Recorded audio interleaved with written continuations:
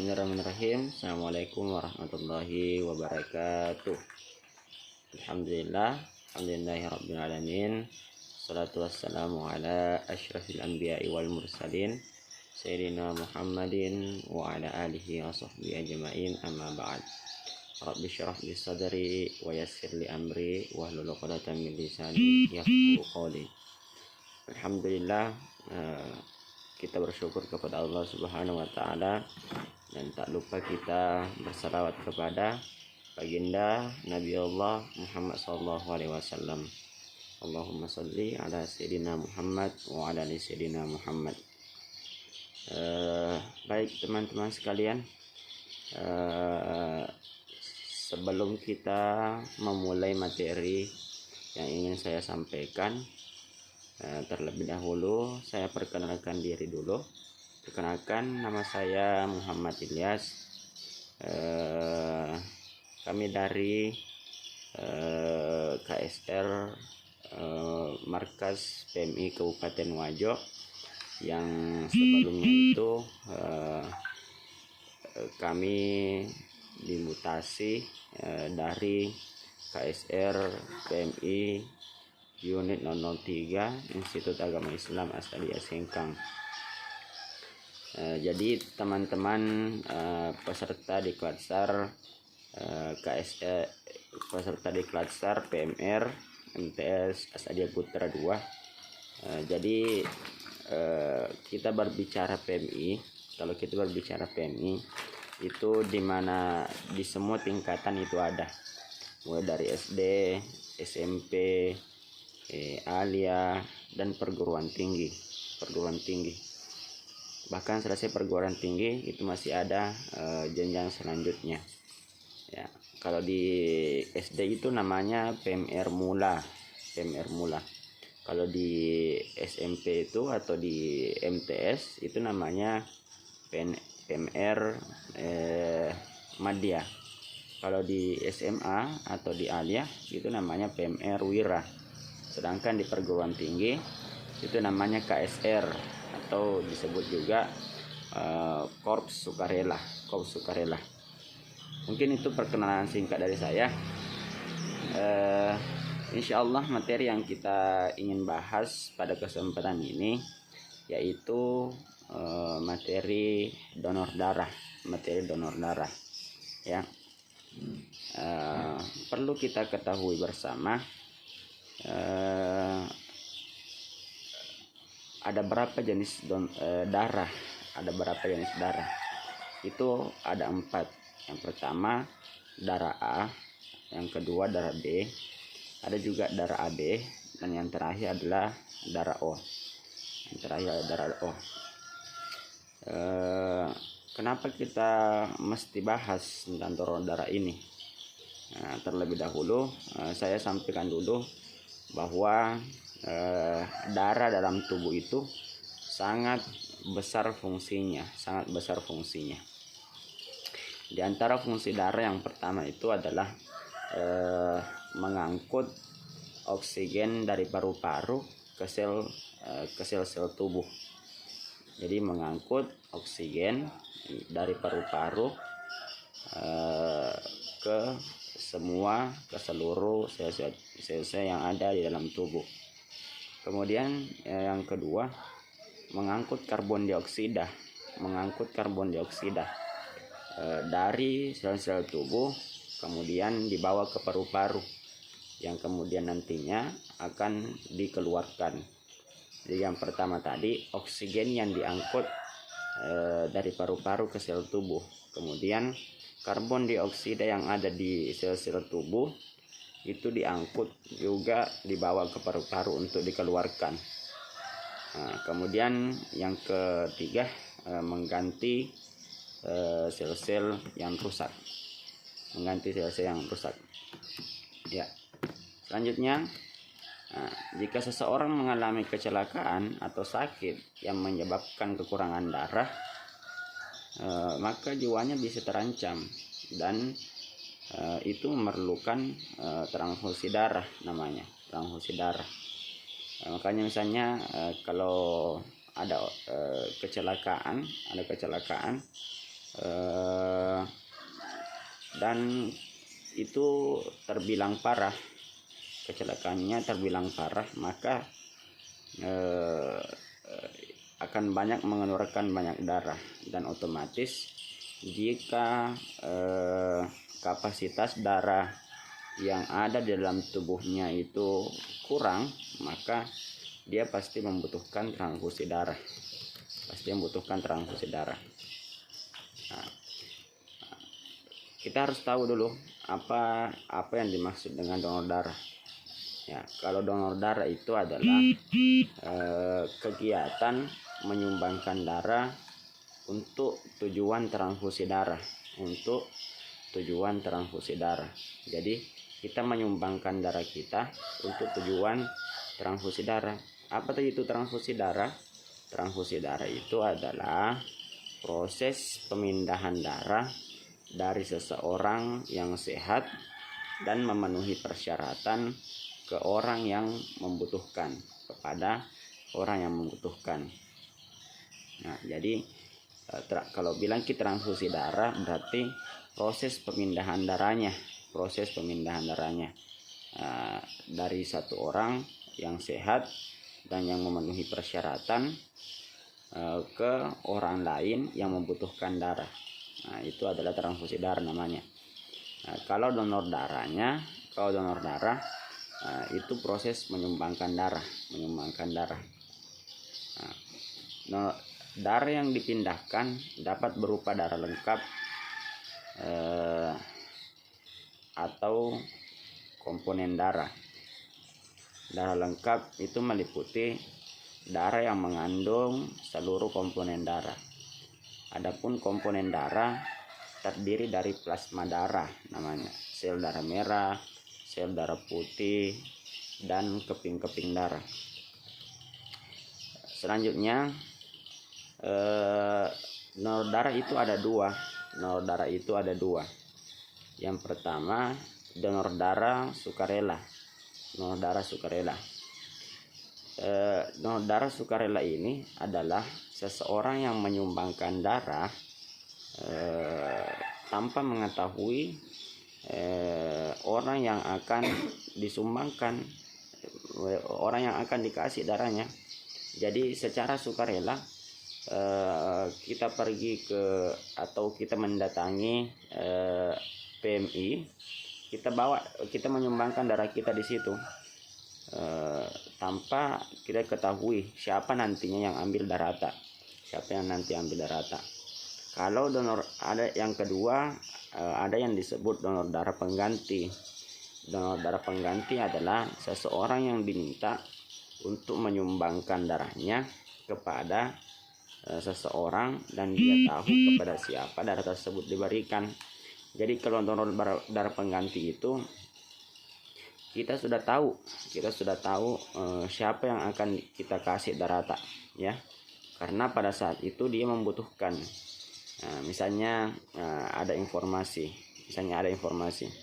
di rumah sakit Lemak Dukeleng, misalnya rumah sakit umum daerah Kabupaten Wajo yang di Lemak Dukeleng, ada pasien yang mau melahirkan dan dia membutuhkan, misalnya kita namanya adalah Siti, ya, misalnya namanya Siti, dia membutuhkan darah O misalnya kalau kita darah O juga, maka kita bisa menyumbangkan darah kita, dan kita sudah tahu darah kita, darah kita itu untuk Siti, misalnya untuk Siti.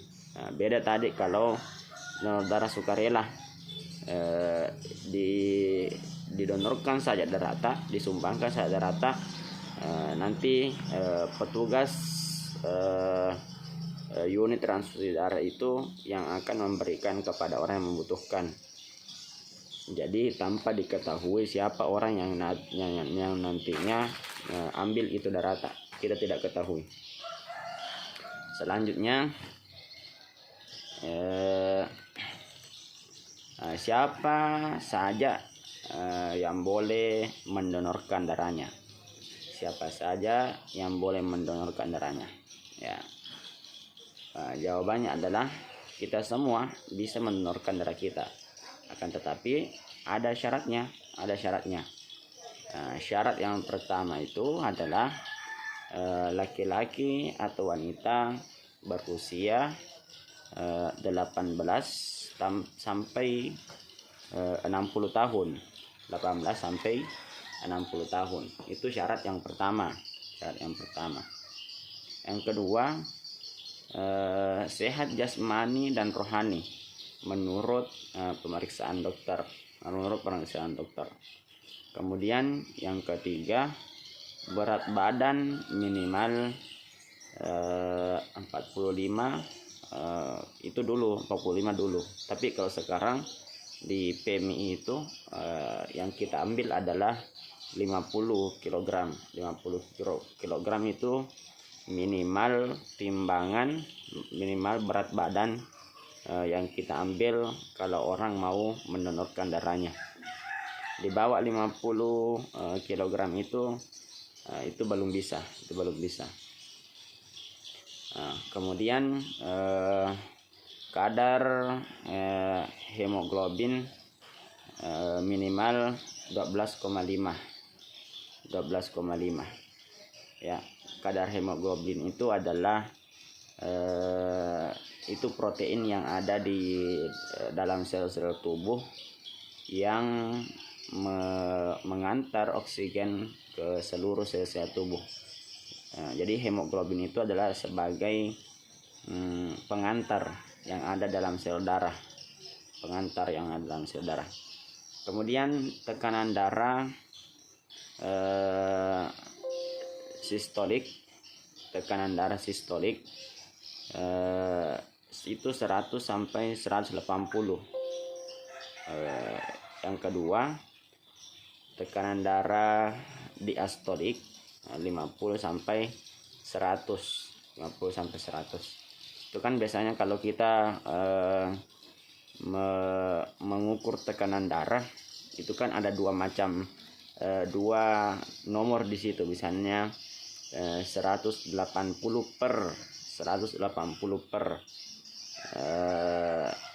80 misalnya, 180 per 80. Itu kan biasa ada dua angka di situ.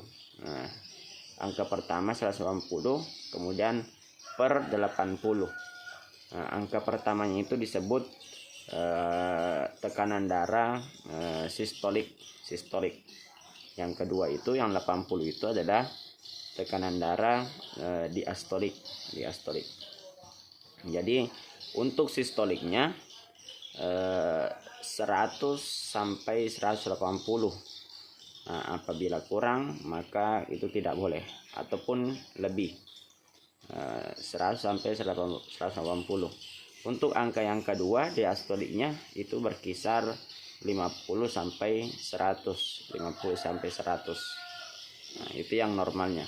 Kemudian selanjutnya calon pendonor tidak menderita penyakit berisiko tinggi, misalnya HIV AIDS, hepatitis, sifilis, ada riwayat penyakit jantungnya, penyakit hatinya, atau penyakit paru-paru, ginjal, kencing manis, kanker, dan bisa juga bagi yang menderita penyakit kulit yang berlebihan itu atau penyakit kulit kronis, itu tidak diperbolehkan dulu untuk mendonorkan darahnya. Kemudian juga bagi wanita yang sedang haid atau hamil atau menyusui, itu tidak diperkenankan juga untuk mendonorkan darahnya. Nah, kemudian selanjutnya apa manfaatnya kita mendonorkan darah? Nah, yang pertama itu kita bisa mendapatkan kepuasan batin, karena darah yang kita sumbangkan kepada orang lain itu betul-betul akan membuat orang terselamatkan nyawanya. Jadi satu tetes darah saja yang kita sumbangkan untuk orang lain itu bisa menyelamatkan darah orang lain. Makanya jangan segan-segan untuk mendonorkan darah tak. Apakah itu secara sukarela? Kalau sukarela biasanya orang itu rutin setiap 3 bulan, setiap 2,5 atau 3 bulan. 2,5 itu paling minimal sekali. Kalau sekarang itu harus biasanya harus 3 bulan. Apalagi kalau kita awal-awal baru 1 sampai 3 kali donor, itu harus 3 bulan jedanya. Misalnya hari ini kita donor, maka 3 bulan berikutnya baru bisa lagi kita donor 3 bulan berikutnya. Kecuali biasanya ada juga dalam keadaan terpaksa bisa hanya dalam waktu 2,5 bulan saja, 2,5 bulan, tidak sampai 3 bulan. Apa manfaatnya donor darah lagi? Yang kedua, kesehatan kita menjadi terpantau karena kondisi kesehatan kita akan diperiksa secara teratur. Ini juga kelebihannya kalau kita donor darah. Kalau kita donor darah 3 bulan sekali, jadi sebelum donor darah itu kita diperiksa dulu kesehatan tak, diperiksa dulu kesehatan tak, bagaimana tekanan darah, dan otomatis kita bisa mengetahui bagaimana kondisi kita saat itu, bagaimana kondisi kita. Dan ketika ada yang bermasalah itu pasti dikasih tahu sama petugas atau dokter yang akan mengambil darah kita. Jadi sebelum kita mendonorkan darah itu akan diperiksa dulu apakah sehat jasmani dan rohani, ya. Kalau sudah sehat jasmani dan rohani, maka bisa dinyatakan dia layak untuk mendonorkan darahnya. Akan tetapi kalau tidak memenuhi persyaratan yang tadi, mulai dari usia, berat badan, ataupun ada penyakit yang ditemukan oleh dokter ketika kita memeriksakan diri, maka tidak bisa untuk mendonorkan darahnya, ya, tidak bisa mendonorkan darah, ya. Apa yang lagi yang ketiga? Yang ketiga, manfaat donor darah itu membuat tubuh semakin sehat, karena dengan mendonorkan darah tubuh akan memproduksi darah yang baru. Jadi darah yang ada dalam tubuh kita itu senantiasa berputar terus. Otomatis kalau kita tidak pernah mendonorkan darah, maka putaran darah yang ada dalam tubuh itu maka dia akan berputar terus saja di dalam, tidak pernah ada perbaharuan, tidak pernah ada darah tidak pernah diperbaharui. Artinya sel darah yang lama itu terus yang berputar di dalam tubuh. Kalau kita tidak pernah mengeluarkan darah kita, kalau tidak pernah mendonorkan darah tak. Kalau kita mendonorkan darah, otomatis sel-sel darah yang lama itu bisa keluar dan akan digantikan dengan sel-sel darah yang baru, makanya istilahnya ada saya pernah di TNI itu mereka rutin untuk mendonorkan darahnya, dan katanya memang donor darah itu menambah biasanya orang itu awet muda kalau sering mendonorkan darahnya. Karena kenapa? Itu tadi sel-sel darah yang lama di dalam tubuh itu terganti dengan sel-sel darah yang baru kalau darahnya dikeluarkan dan disumbangkan. Kemudian dan tentunya kalau kita mendonorkan darah kita itu bisa meningkatkan jumlah donor darah sukarela dan tentunya meningkatkan nilai-nilai kepedulian sosial, ya kita rasakan kalau misalnya kalau saya begini, kenapa kita perlu mendonorkan darah? Karena kita tidak tahu nantinya, kita tidak bisa menjamin keluarga kita akan selalu sehat terus, ya. Makanya pada saat ada yang membutuhkan darah kita, atau sebelum ada yang membutuhkan darah kita, ya sebisa mungkin kalau kita sudah memenuhi syarat donor darah, kita mendonorkan darah kita.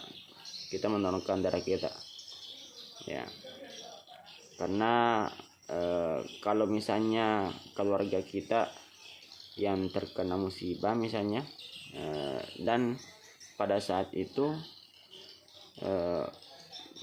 kekurangan darah, pasti juga kita sangat membutuhkan darah. Dan otomatis ya disitulah kegunaan donor darah ini. Kegunaan donor darah ini, dan tidak menutup kemungkinan darah kita sekarang itu sama dengan darah keluarga kita. Dan bisa jadi itu darah keluarga kita itu harus diambil dari darah orang lain karena hanya itu yang cocok dengan darahnya. Makanya jangan memikirkan bahwa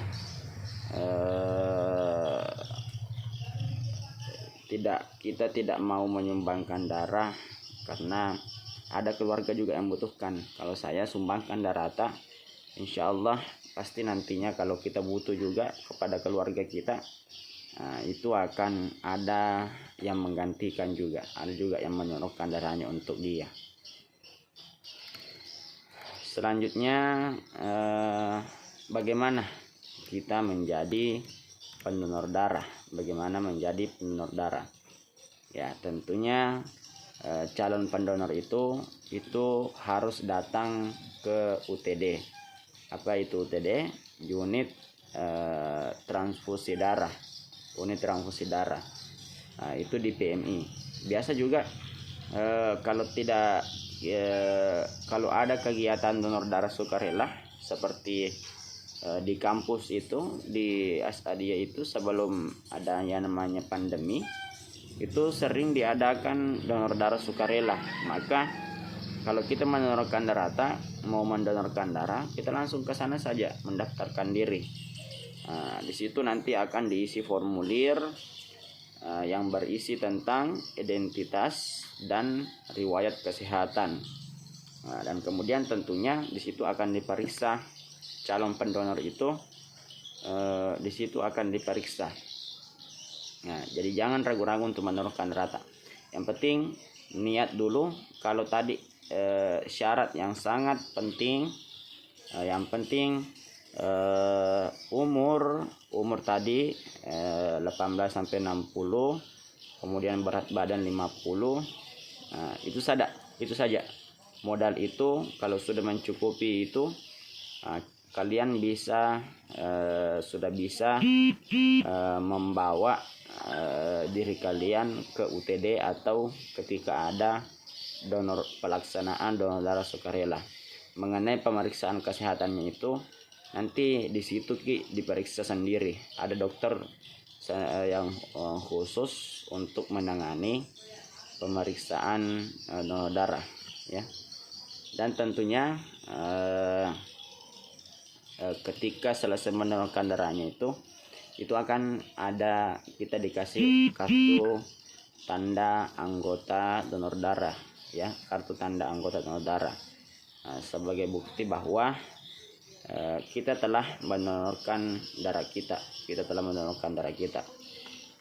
ya. Apa peran kita selaku PMR Madya dalam materi donor darah ini? Mungkin di antara kita mungkin dari segi umur belum ada yang mencukupi, ataupun berat badan belum mencukupi. Nah, maka langkah kita sekarang ini bagi teman-teman sekalian, kasih tahu keluarga tak, ajak teman-teman kita, kalau ada kakak tak yang sudah berumur 18 18 tahun ke atas, itu sudah bisa diajak dengan berat badan minimal 50 kg ya. Apalagi langkah kita supaya donor darah ini bisa terus dikembangkan. Kita juga bisa membuat berupa souvenir ya, atau cenderamata ketika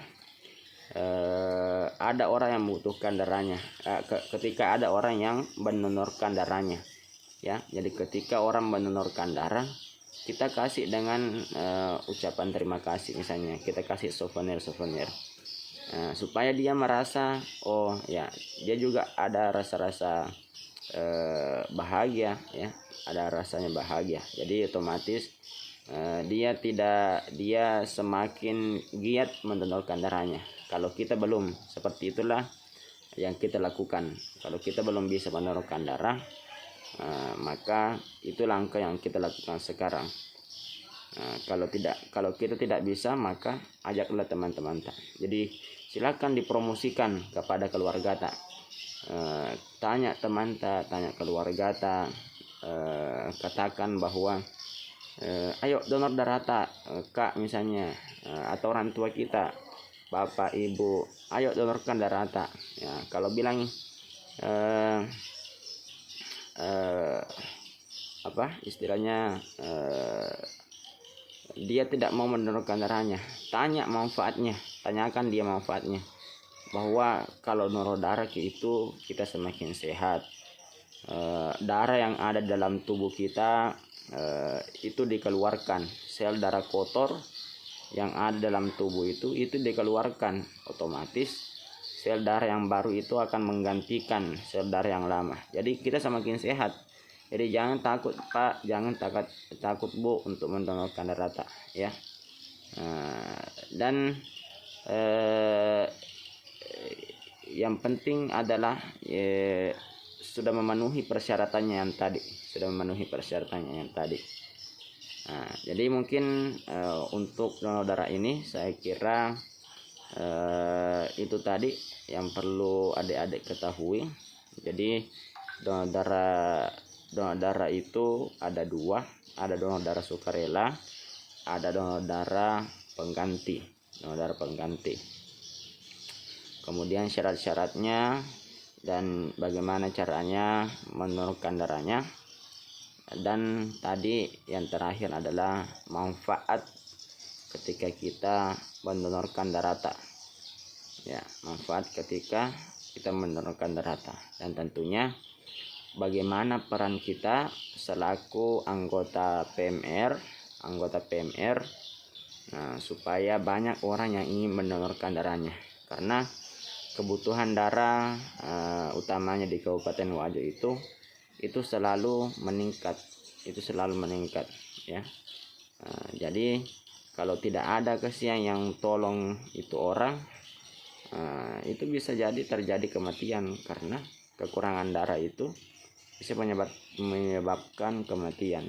Jadi kalau tidak ada orang yang mau mendonorkan darahnya atau menyumbangkan darahnya secara sukarela, maka bisa jadi angka kematian itu akan semakin meningkat. Saya pikir seperti itu ya. Jadi mudah-mudahan apa yang saya sampaikan bisa dicerna dengan baik, bisa bermanfaat untuk teman-teman sekalian. Ketika ada kata-kata yang salah, saya mohon maaf. Saya akhiri dengan ucapan Assalamualaikum warahmatullahi wabarakatuh.